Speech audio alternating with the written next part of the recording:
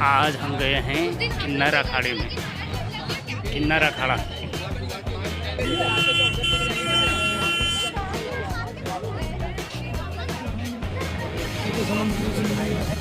ये भी एक आर्ट है।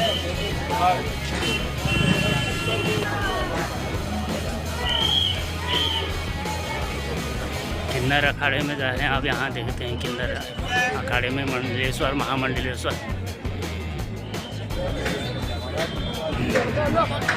यहाँ बहुत भीड़ लगी है अभी भक्तों की। किन्नर अखाड़े में महामंडलेश्वर।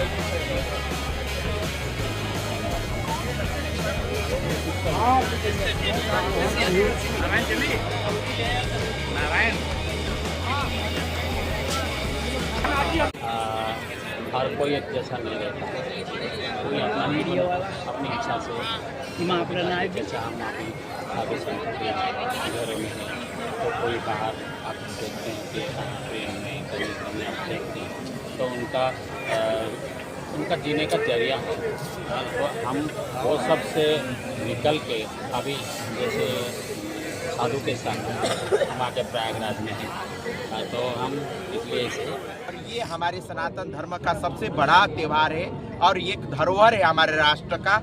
तो हम सबका दायित्व तो बनता है, क्योंकि हमारे सरकार तो लगातार काम कर ही रहा है, मगर हम भी इस देश के नागरिक हैं, तो हमारा भी दायित्व तो बनता है कि इस कुंभ को कैसे सफल बनाना है, कैसे इस कुंभ को स्वच्छ बनाना है, कैसे ये कुंभ को आगे बढ़ाना है और कैसे कुंभ को दिव्य और भव्य बनाना है। तो इसीलिए मैं आप सभी से अनुरोध करती हूँ, आप लोग आइए, इस कुंभ को सफल बनाइए। और जहाँ आपका क्वेश्चन है कि आप लोग इस महाकुंभ में किन्नर अखाड़ा आज से नहीं है, आप पीछे मुड़ के देखेंगे तो किन्नर का अस्तित्व तो बहुत ऊंचा था, ठीक है ना। आप चाहे सत्य युग में देखिए, शिव भगवान का अर्धनारेश्वर के रूप हो, चाहे आप त्रेता युग में देखिए, चाहे आप द्वापर युग में देखिए, ठीक है ना, जहाँ राम भगवान जन्म लिए थे तो किन्नर माताओं ने लोरी दिया था, ठीक है ना। चाहे आप महाभारत हुआ था तो उसमें सिरखंडी का रूप, जिसमें भीष्म पितामह को वध हुआ था, भीष्म पितामह जी का वध हुआ था, तो वो भी एक किन्नर का रूप था।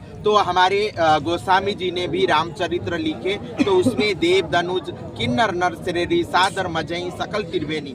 तो ये सारा तत्व से यही पता चलता है कि किन्नर उपदेवता के रूप में था। मगर आते आते क्या हुआ, मुगलों ने राज किया, अंग्रेजों ने राज किया, तो हमारा अस्तित्व पे खतरा पड़ा, हमारा अस्तित्व खत्म होने लगा था।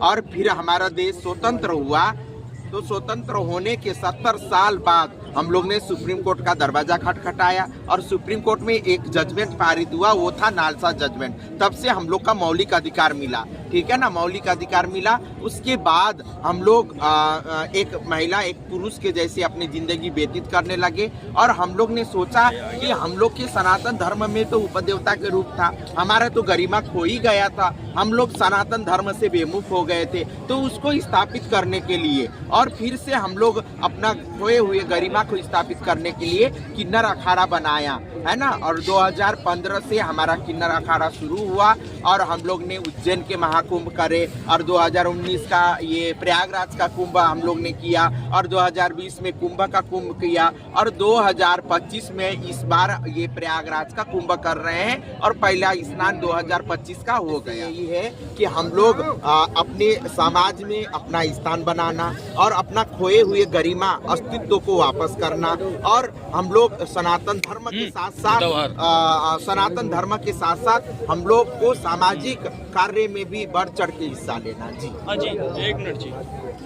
अभी भी कम है, तो हम यही कहना चाहूंगी कि आप सब कोई का नजरिया बदलना बहुत जरूरी है, ठीक है ना। हमारे सरकार भी निरंतर काम कर रही है ट्रांसजेंडरों के लिए, किन्नरों के लिए, मुख्य धारा में जोड़ने के लिए, ठीक है। तो मैं ये कहना चाहती हूँ, किन्नर कोई आसमान से तो टपके नहीं है, किन्नर कोई जमीन फाड़ के तो पैदा नहीं हुए हैं। जिस माँ के कोख से आपका जन्म हुआ है उसी माँ के कोख से हमारा भी जन्म हुआ है। तो फिर आप लोग क्यों अपहेलित करते हो भाई? हमारा जेंडर अलग है ना, हमारा लैंगिकता अलग है, हमारा दिमाग का तो सबका जेंडर तो होता नहीं, दिमाग का ना आत्मा का कोई जेंडर होता है।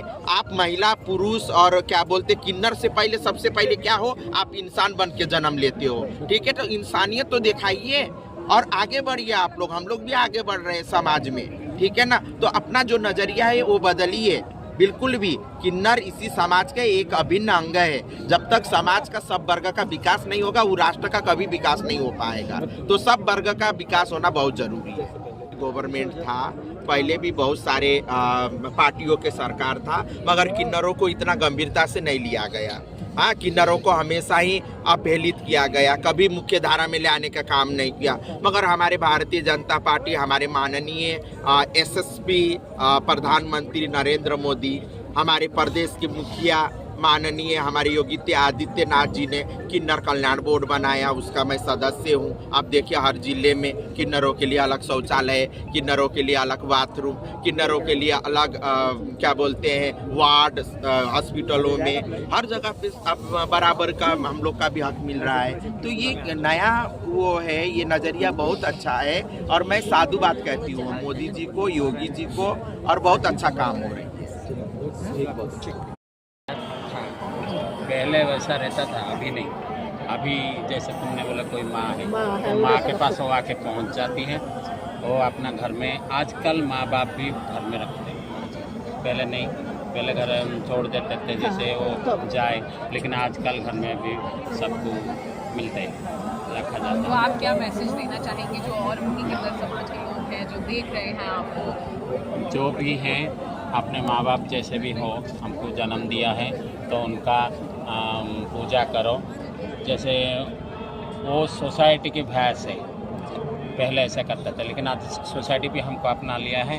इसलिए हम हिंदुस्तान के हर माँ बाप को बोलेंगे जैसा पैदा हो तो उसको ग्रहण करें। बिल्कुल, ये